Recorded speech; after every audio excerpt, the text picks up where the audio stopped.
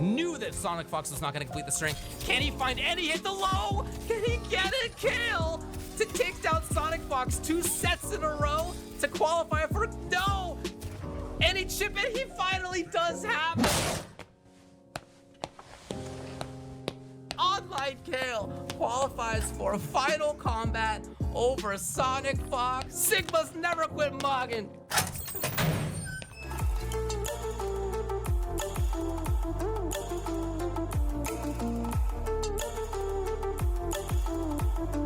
Mortal Kombat 1 players are shocked right now because the #1 player in the world was just defeated by a 15-year-old. That's right, none other than Sonic Fox himself was bested by a teenager, and he used the T1000 to do it, which has started tons of discussion online, and I'm not joking, everyone is talking about this, because another MK legend, Ninja Killer, was also bested by T1000 in this same tournament, and his opponent was none other than Tweety, who's a pro player as well, but even so, many online are blaming the T1000. So before diving deeper into this story, and trust me, it gets interesting, let me know your thoughts in the comments below. Do you think the T1000 is overpowered in Mortal Kombat 1? And is that the reason Sonic Fox and the Ninja Killer both lost? Or were they simply outplayed? NetherRealm does have a history of making guest characters too strong. In fact, you should definitely watch my tier list video next, where I rank all 17 guest characters from best to worst. But for now, let's talk about the T1000 drama.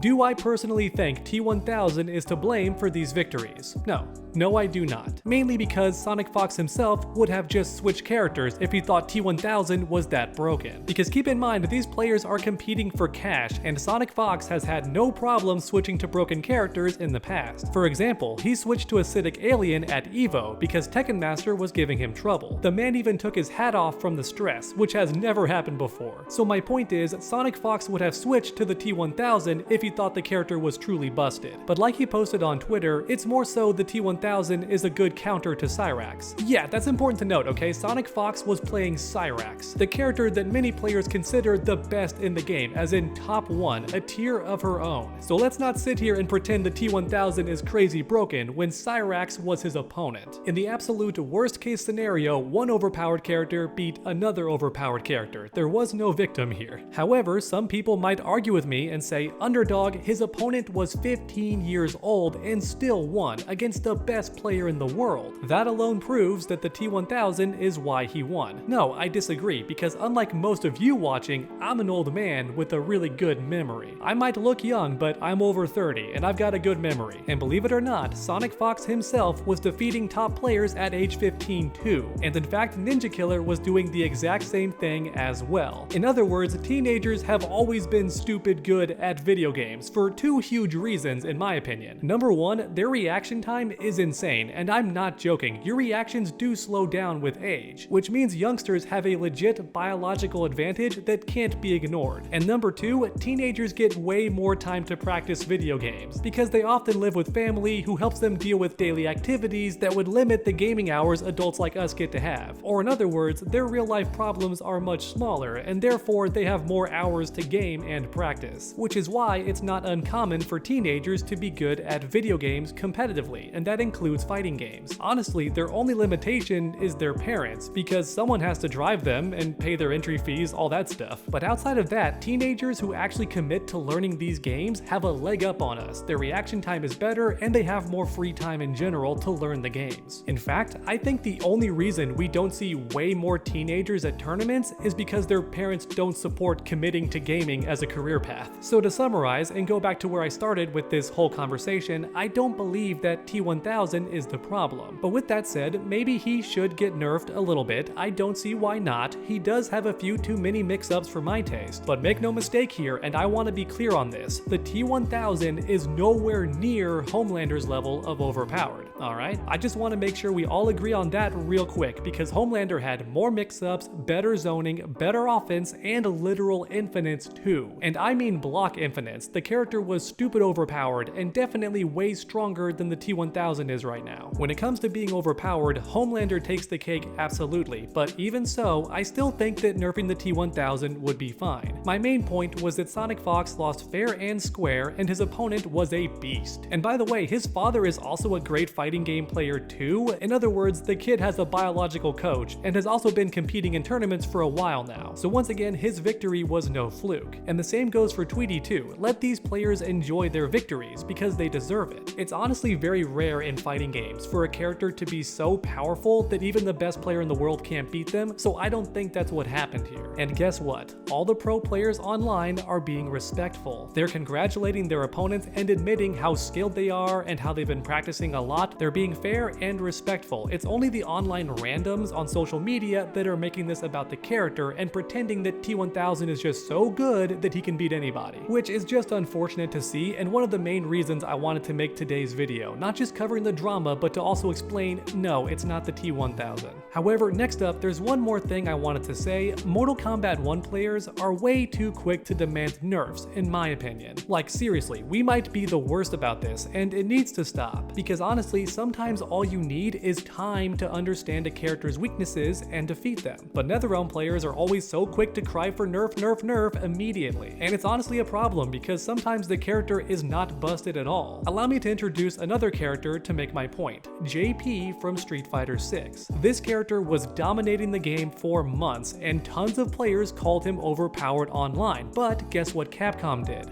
Basically nothing. That's right, instead of nerfing the character right away, they waited for players to learn the matchup better, and guess what happened? Players actually learned how to counter JP all on their own, and nowadays you barely see him at tournaments. Now he's still there, don't get me wrong, but my point is that Capcom solved this problem by just waiting. And I wish Mortal Kombat players had this mentality too. Instead of calling a character broken right away, go into training mode and actually learn how to beat this character, find out their weaknesses. Instead of going to social media and calling a character broken right away and maybe posting clips of them doing powerful stuff that you hate, go on social media and share some cool exploits and other weaknesses that beat the character, because that's what other fighting game communities do. It's much healthier and honestly more fun to learn a character's weaknesses instead of calling them busted and crying for nerfs right away. Like seriously, we can't be demanding nerfs every time something happens we didn't expect, like a pro player losing. However, like mentioned earlier, I won't get upset if the T1000 does get nerfed, because I do think he has one too many mix-ups and not enough ways to counter those said mix-ups. But I also think our community is way too quick to demand nerfs, especially after one special victory or upset. We need to get better at labbing these games and actually learning how to beat the characters in training mode before demanding the developers nerf them. Now with that also said, allow me to extend an olive branch real quick, because these developers also need to be held accountable. So let me go ahead and roast them real quick too. Because why is every fighting game releasing broken DLC characters lately? Like seriously, why does this just keep happening? No character should have a block infinite on release, or any infinite for that matter, nor should they have absurd abilities that nobody else has. There's just no reason for so many DLC characters to release in an overpowered state, but it just keeps happening. Real quick, here's a few examples from the past year or so. Leroy in Tekken 7. Everybody was playing this character at tournaments, and I'm not joking, pretty much every pro in top 8 was playing this same character, Leroy, and it's because he was so broken that nobody could match him. Which is crazy to think about for a game like Tekken, where you can sidestep and duck under so many attacks, or armor through them, or parry. With all those different defensive options,